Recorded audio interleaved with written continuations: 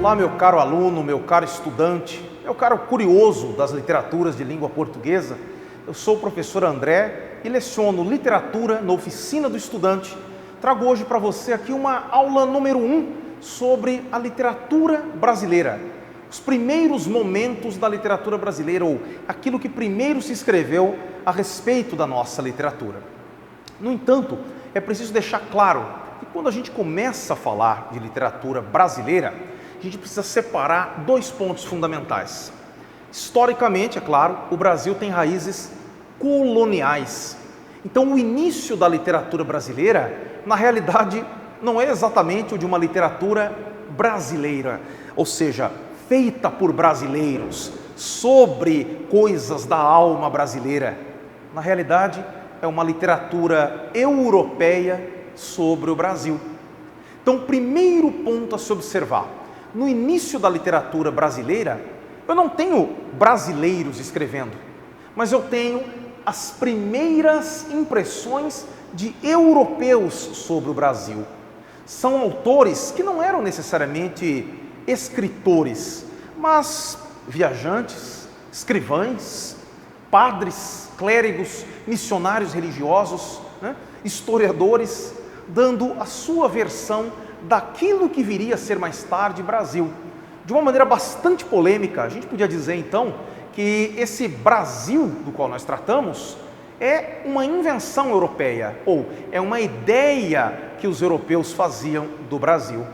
Só muito mais tarde a gente vai ter aquilo que se chama de uma literatura nacional brasileira, a partir do período do romantismo, com autores como Gonçalves Dias e a sua poesia indianista, ou José de Alencar, sem dúvida, o mais popular de todos, com obras como Iracema, que aliás é leitura obrigatória da FUVEST. Com relação a essa literatura de origem colonial, digamos então, nós temos 3 períodos literários consagrados pela teoria e pela crítica. O quinhentismo, que é o nosso tema de hoje, o período barroco, no qual se destacarão Gregório de Matos e o padre Antônio Vieira, a gente vai falar numa outra oportunidade, e o arcadismo literário, que já está ali na transição para o nativismo e para o nacionalismo romântico. Mas ainda lá na origem da nossa literatura colonial brasileira, nós temos um período chamado quinhentismo brasileiro. É uma referência aos anos de 1500, correspondentes, portanto, ao século XVI. Quinhentismo, literatura correspondente ao século XVI, aos anos 1500. Isto não é exatamente uma produção literária, naquilo que a literatura tem de artístico. Como eu disse, trata-se de impressões sobre a terra, então é uma literatura de caráter muito mais histórico, informativo e didático, muito mais próximo da ciência ou da investigação do que de uma produção artística. Nós costumamos segmentar a literatura da época, ou o que se chama de literatura na época, em 3 gêneros bem distintos. O primeiro deles, a carta, a famosa Carta do Descobrimento, de autoria de Pero Vaz de Caminha, escrivão da Armada Original, que teria chegado ao Brasil no primeiro semestre do ano de 1500. Historicamente, essa obra é considerada o marco inicial da literatura brasileira, a Carta do Descobrimento de Pero Vaz de Caminha. Nessa carta nós já percebemos uma grande preocupação do autor a respeito das possibilidades de exploração natural da terra, de suas águas, dos seus elementos vegetais, minerais, animais, na descrição da sua paisagem humana e dos primeiros contatos com os nativos indígenas. Pero Vaz de Caminha não é exatamente um escritor, repito, naquilo que um escritor teria de artista. Pero Vaz de Caminha é um escrivão.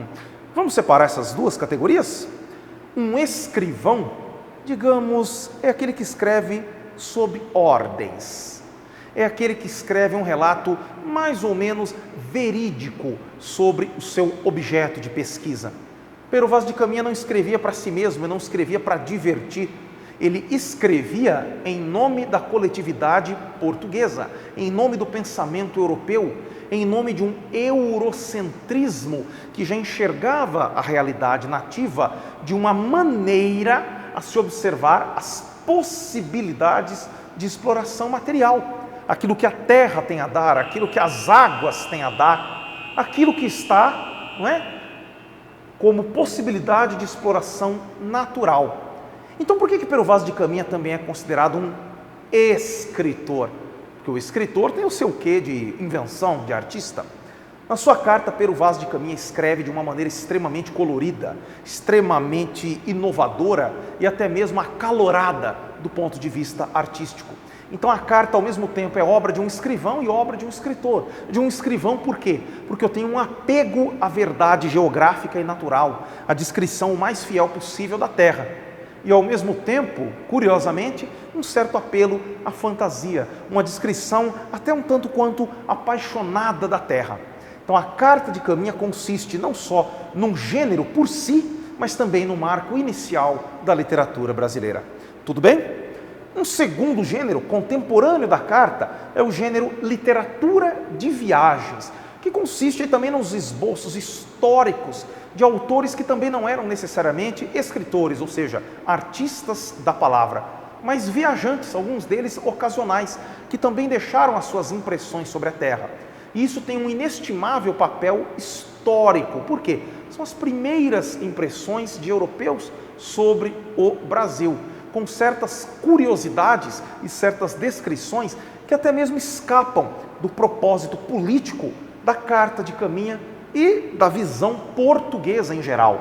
Aqui eu não tenho apenas portugueses, mas europeus em geral, né? O alemão Hans Staden, por exemplo, é famoso pelas suas 2 viagens ao Brasil e pelos relatos que deixou, né? Alguns um tanto quanto exagerados, certamente, mas sem dúvida alguma consistindo aí numa leitura muito prazerosa, muito interessante. São os primeiros verdadeiros esboços literários do Brasil, ainda que não executados, não feitos por brasileiros. Como eu disse, só muito depois você vai ter uma literatura feita por autores brasileiros e ainda muito mais tarde você vai ter uma literatura que se possa chamar nacional. E por fim, pessoal, aquilo que é o mais importante do ponto de vista histórico e literário, o chamado teatro de catequese. Catequese, a doutrinação religiosa de matriz católica, né? É protagonizada por padres jesuítas, que tiveram aí o seu elemento principal na figura do espanhol José de Anchieta, autor espanhol. Por que nós temos a produção de um teatro? Lembrando ainda que Zé de Anchieta ainda escreveu algumas importantes peças poéticas de louvor religioso, mas o que importa mesmo é o teatro. E por que o teatro? Vamos refletir. O teatro tem um alcance popular que outros gêneros não teriam. Ele não necessita diretamente de leitura, mas da simples representação. Então os jesuítas percebem que através dessa manifestação artística seria mais conveniente, mais adequado, mais fácil atingir um público indígena, a um público selvagem, digamos, aqueles chamavam de gentios. Esse público era o objeto da catequização dos padres jesuítas. Então, juntando tudo que nós vimos até agora, a gente chega a alguns elementos comuns. Toda literatura, ou aquilo a que se chama literatura, realizada no período, leva em conta, então, um projeto colonial. Nada do que se escreve aqui está fora de um propósito político, muito mais do que de um propósito artístico. O que interessa aqui não é exatamente produzir uma arte, ou seja, o valor estético está em segundo plano, a promoção da beleza está em segundo plano. O importante é cumprir aqui um papel que una a colônia à metrópole. Então, o projeto colonial europeu, e especificamente português, está exemplificado na produção literária do período, o que nos faz pensar, então, na função política dessa produção literária. Essa função política, por sua vez, está ligada ao aspecto doutrinário, ou seja, religioso. Então, a doutrinação de matriz católica está aliada a um projeto político, que é o projeto político colonial. Não custa lembrar, né? O Brasil foi uma colônia de exploração. E a literatura, além do seu projeto artístico, digamos assim, cumpre muito bem um propósito político ligado à coroa portuguesa neste caso. Bom, pessoal, espero que você tenha entendido, né, gostado da nossa explanação aqui sobre o início da literatura brasileira.